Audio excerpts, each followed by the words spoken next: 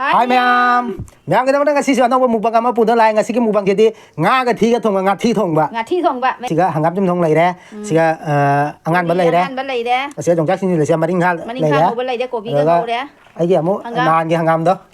Nan ge hanggam do natte ano ba lo bani. Nan ge hanggam do hai da nan ge hanggam la ji gu lai ma ne khan gan ni ba me yam lo.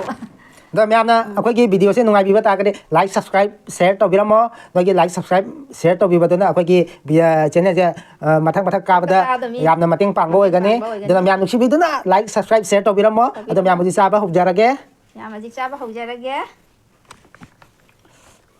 ꯍꯪꯒꯥꯝ ꯍꯥꯟꯅ ꯄꯥꯏꯔꯒꯦ ꯑꯩꯗꯤ ꯍꯪꯒꯥꯝꯁꯦ ꯀꯣꯟꯅ ꯆꯥꯔꯒꯦ ꯑꯍꯥꯎꯕꯗꯣ last ꯆꯥꯍꯥꯎꯕꯁꯦ ꯍꯪꯒꯥꯝꯁꯤꯁꯨ ꯍꯥꯎꯕꯅꯤꯗ ꯍꯥꯎꯗꯃꯤ ꯉꯁꯤ ꯍꯪꯒꯥꯝꯁꯦ ꯃꯌꯥꯝ ꯊꯣꯠ ꯍꯧꯖꯤꯛꯀꯤ ꯍꯪꯒꯥꯝ ꯈꯨꯄꯥꯛꯇꯣ ꯑꯗꯨꯅꯤ ꯍꯥꯎꯗꯣꯔꯤꯃꯤ ꯆꯥꯅꯤꯡꯃꯟꯅ ꯍꯪꯒꯥꯝ ꯆꯝꯊꯣꯡꯁꯤꯃ ꯑꯩꯈꯣꯏꯒꯤ ꯑꯩꯈꯣꯏ ꯀꯁꯥꯔꯗꯗꯤ ꯃꯁꯤ ꯉꯥꯁꯦ ꯉꯥꯊꯤ ꯍꯥꯏꯅ ꯈꯪꯅꯩ ꯑꯁꯤ ꯀꯩꯅꯣ ꯑꯩꯅ ꯄꯤꯉꯩꯗ ꯆꯥꯔꯦ ꯑꯗꯨꯏ ꯃꯇꯨꯡꯗꯗꯤ ꯆꯥꯗ꯭ꯔꯤ ꯅꯣꯡꯐꯧ ꯂꯩꯔꯒ ꯄꯤꯗ ꯆꯥꯔꯦ ꯑꯗꯣ ꯉꯁꯤ ꯏꯆꯥꯅꯨꯄꯥ ꯄꯥꯈꯪ ꯐꯥꯔꯕ ꯃꯇꯨꯡꯗ ꯉꯁꯤ ꯆꯥꯖꯔꯒꯦ ꯉꯥꯊꯤ ꯍꯥꯏꯅ ꯆꯥꯔꯦ ꯉꯁꯥꯏꯒꯤ ꯃꯌꯥꯝꯅꯁꯨ ꯊꯤ ꯊꯣꯡꯕ ꯆꯥꯕꯤꯔꯛꯑꯣ ꯍꯥꯏꯕꯗꯨ ꯅꯤꯡꯁꯤꯡꯉꯛꯑꯕ ꯉꯥꯁꯨ ꯌꯥꯎꯔꯦ ꯊꯤꯁꯨ ꯌꯥꯎꯔꯦ ꯊꯤ ꯆꯥꯕꯤꯔꯛꯑꯣ ꯍꯥꯏꯕ ꯃꯤꯒꯤꯗꯨꯒꯤ ꯊꯤ ꯌꯥꯎꯕꯤꯔꯦ ꯃꯌꯥꯝ ꯆꯥꯕ ꯍꯧꯔꯒꯦ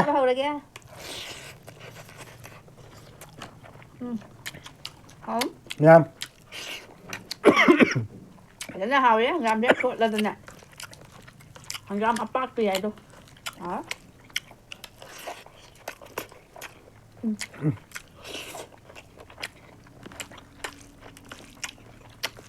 hauwe hauwe này ngati ya này làm gì phải đến thốt thốt lào đó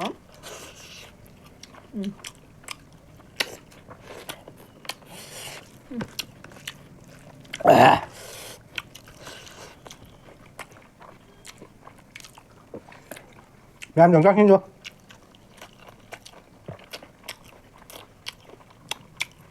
chắc xin du hút ra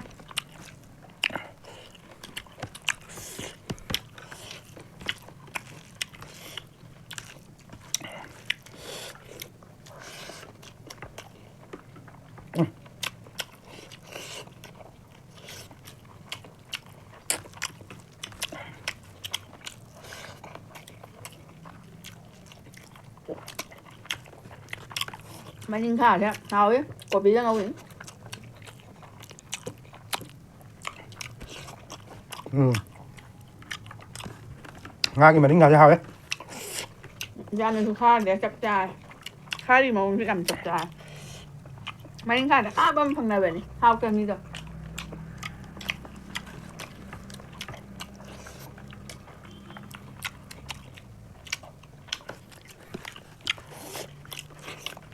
làm hả ngon thì ra kìa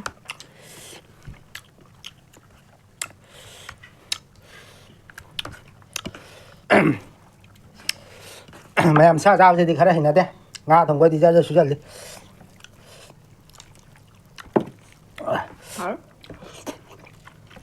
ở một ly hàng ngàn gì đấy hàng gam một ly lâu rồi có đã thốt thốt nầu để mà cô cất hàng gam lâu có đã đủ xem mà ta thằng bình hàng gam mà cô cất thốt là bà đúng mà mình là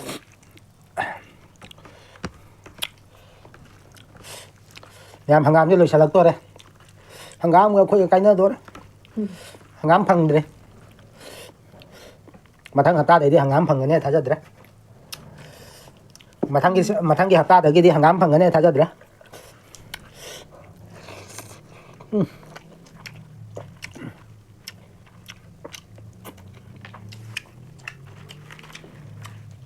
ngon thì hỏi hàng ngàn mà tâm thật cha tao mì đồ hôm nào phải lấy ra bên xin là khoái đây phải đấy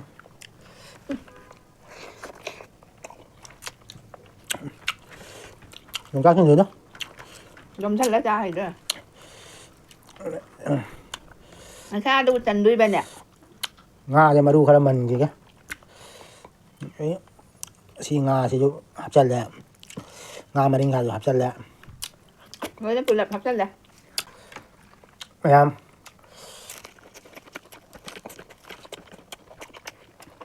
trong một trong ngôi giò đó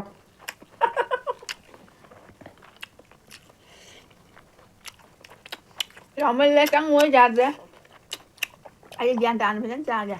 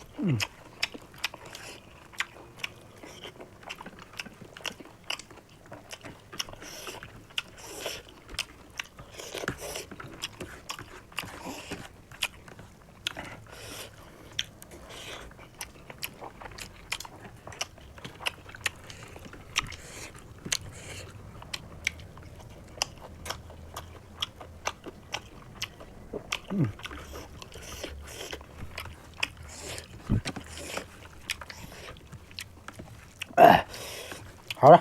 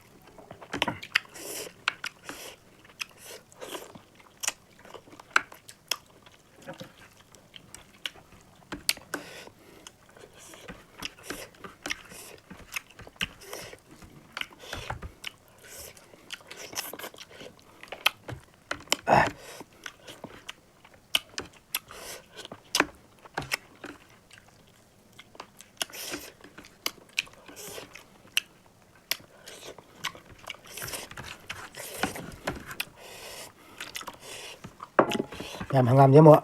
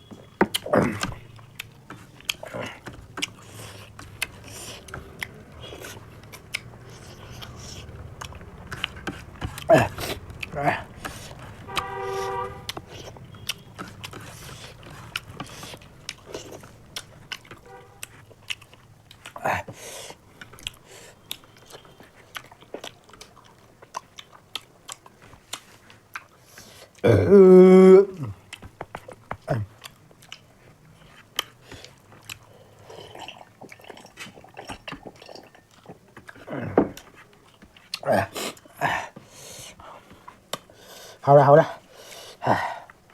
một sao chẳng ăn được rồi Đâu nữa nào.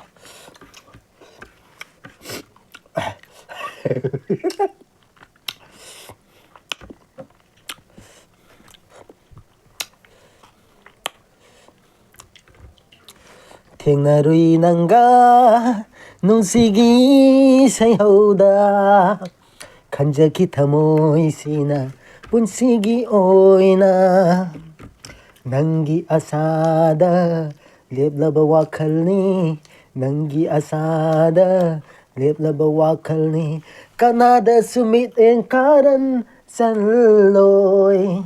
Nói đi. Nó ngày bữa tôi sắp quay bạn đi. Có bên trong này. Sao rồi ngày bữa mà qua bên đây. Gari ngày ba, nupi ngày ba. Nupi này phiro lấy ba. Không đi mà nè. Qua rồi. Và ra vậy nó biết thì mới qua ra mình cái rồi. Mẹ em nào có video trên ngày bữa ta để like subscribe share tao Bây video giờ mà. cũng có chơi rồi nè. Rồi sao bây giờ rồi bên em cái này là bye Bye bye.